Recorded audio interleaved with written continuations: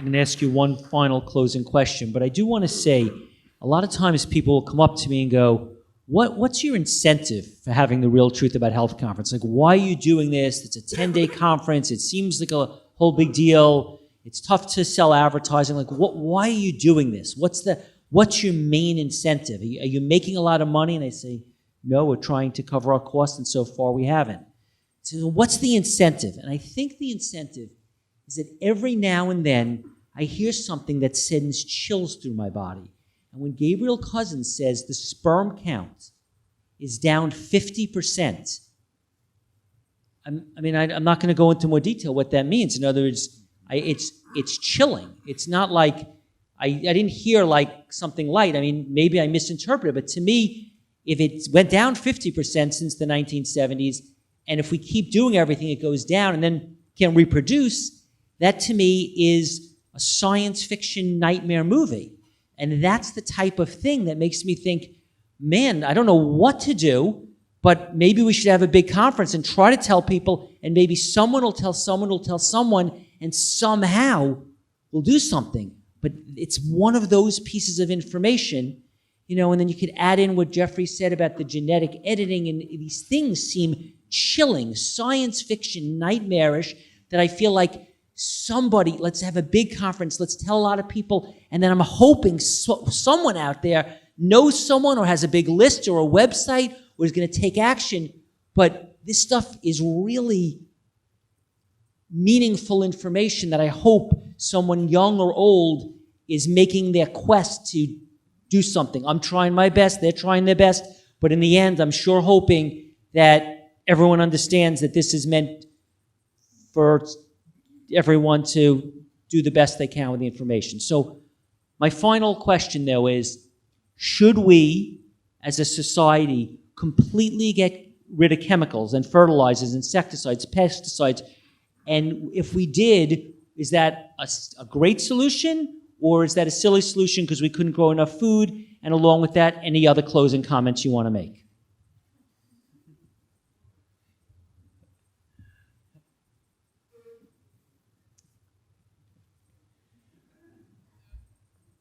There are 1,400 chemicals routinely used in the U.S. food supply: additives, preservatives, flavorings, colorings, emulsifiers, etc. Most of them have never been tested for their long-term impact on human beings. I think that should stop. There are neurotoxic pesticides being sprayed on our crops that were developed during World War II to kill people. I think we shouldn't be putting that on our food. When we see farm workers dying of cancer in droves, I think that's reason enough to say that we probably shouldn't be eating the food that they are exposed to in the fields either. So yes, in general, but would I ban all chemicals everywhere under every circumstance? Probably not. I think that there exists the possibility that science can serve humanity, but here's what I would do. I would like to take the choice about what's permissible and what's not out of the hands of companies who stand to profit from the exploitation of technologies. So I think that technologies and the use of them, whenever we're messing with Mother Nature, need to be vetted seriously by people whose job is to look out for public well-being, period. And we need to have a lot more respect for the extraordinary, magnificent, miraculous, wondrous brilliance of the design of life itself. Because it is absolutely incredible how, in the food world, we keep learning about how compounds interact with each other in ways that we couldn't even imagine before. The whole is so much greater than the sum of its parts. And it's magnificent. And our bodies know what to do with real food, because that's what they were designed for. So let's feel appropriate humility and awe, and let's use these bright minds of ours to understand how nature works first before we try to improve on it.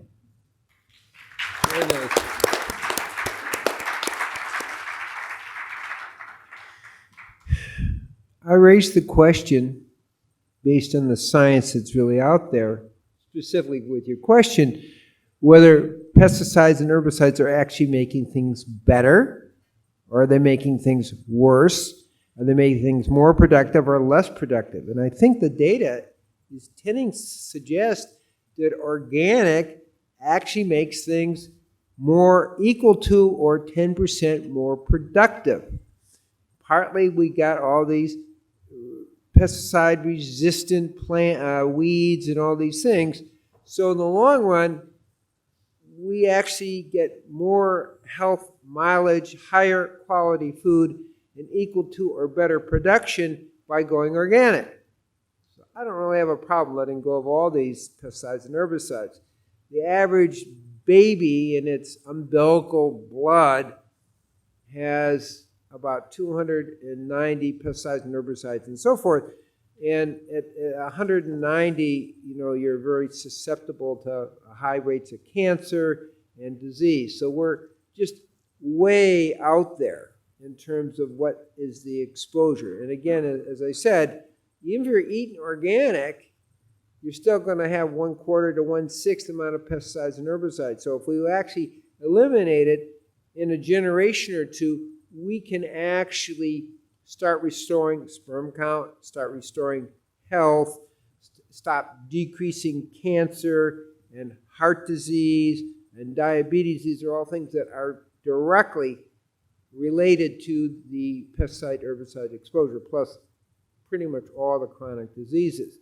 So it wouldn't be much of a loss, particularly if we get 10% more productivity. That's kind of cool. Now, we know some agricultural approaches, effective microorganisms that you can put in the soil that actually eat up all the pesticides and herbicides. So we can actually, within a year, it used to take 5 years to go organic, within a year we can return the soil back to organic. And we use this in different places, so which we also use at the Tree of Life. So effective microorganisms, we can turn this thing around really quickly. So it would be no loss, it would be a huge gain if we did this. So again, with the idea that it's simple, which is what you're implying too, let's go back to the natural ways. And it really works better. It's clearly healthier. And we aren't the ones to improve on God's plan. We don't need to even be that egoic to think better living through technology. No, worse living, more dangerous living. And so the natural ways have been here forever. And when we honor it and return to it, we are going to see more health, more evolution of humanity, also emotionally, mentally, and spiritually, because all these things do disorganize our thinking processes. That's a fact.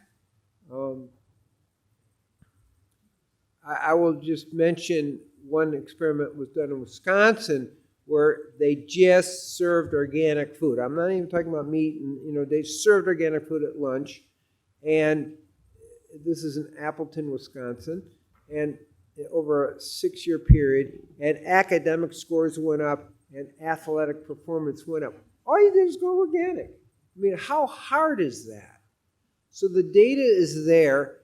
Can we return to the natural ways and honor the divine plan that has been given to us?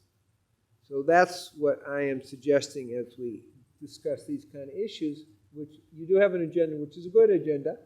Gets us to talk about things, which is good. So that's a consideration.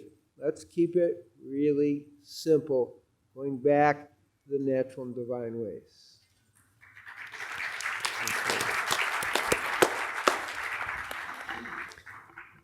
When I travel around the world, the local hosts always love to bring me to farms and to bring me to the farms that are using sustainable and organic and agroecological methods. So I've seen them all over the world. And Vandana Shiva will be here tomorrow. I've been to her farm. They don't need any chemicals there. It's the biodiversity and the richness of the soil which protects it. So I've seen how farming can be without the synthetic chemicals, and even park care and lawn care we have a website called rounduprisks.com.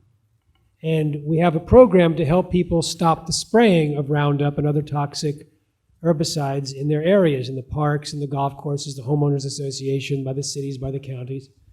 And in there I interviewed 3 women who were successful at changing policies locally and how they did it. And we have some of the resources that they used. And I was interviewing Kathleen Halal, who got Irvine, the city of Irvine, to switch. And when the city switched, then all of a sudden schools were switching and homeowners associations were switching. It was a big domino effect. And we later were walking through the halls of the state assembly in Sacramento in California to speak to the representatives. And by that time she said to me, guess what? In Irvine, they're spending less money per year than when they used Roundup, and the fields are more beautiful because they used the natural soil and the natural methods. And it was quick. It was like 1 year into saving money. So there are tremendous opportunities out there that are not being promoted because the money is not in the type of agriculture that doesn't pay out to the big agribusiness. And so the research is not there. The media is not there. The agricultural extension agents from the land-grant universities have they have a chemical focus. So it's structurally built into the system. And even the application of the insecticides are based on creating plants that are sick, that attract the insects that can digest the sick plant's protein structure, or amino acid structure. And if the plants were healthy, the insects could not extract the kind of nutrients from it that they can from the sick plants. So the agribusiness creates the partially sick, partially diseased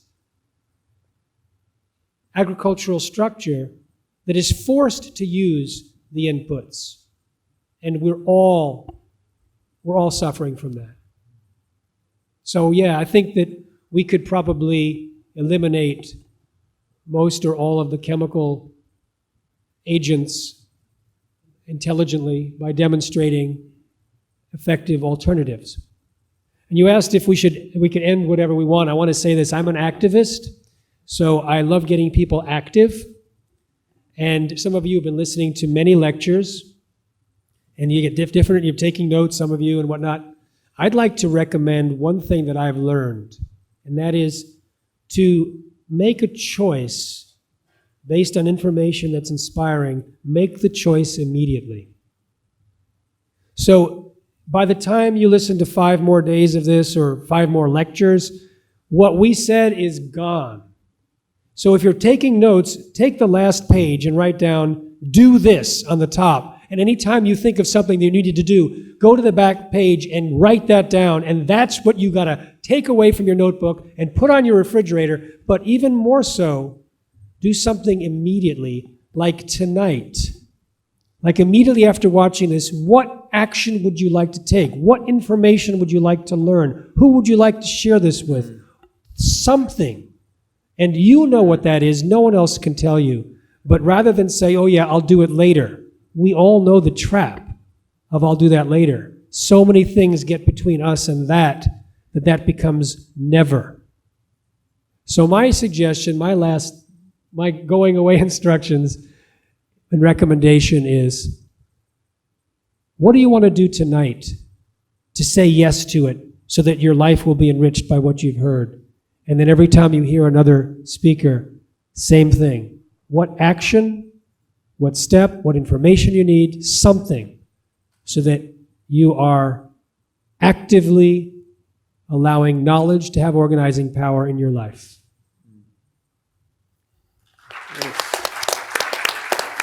Thank you to Ocean Robbins, Gabriel Cousens, and Jeffrey Smith. So I actually want to thank Ocean and Jeffrey and you, Stephen, for making such a great panel. It's really great. Thank you. Really enjoyed it. And I want to thank you for giving the most precious resource any of us have, which is your attention. It is so precious. And so thank you for listening and for participating. You know, Jeffrey's call to action is so well timed, I think. And I want to appreciate you in advance for every way you will implement everything you have learned today in your life in ways that uplift all of us. Thank you so much.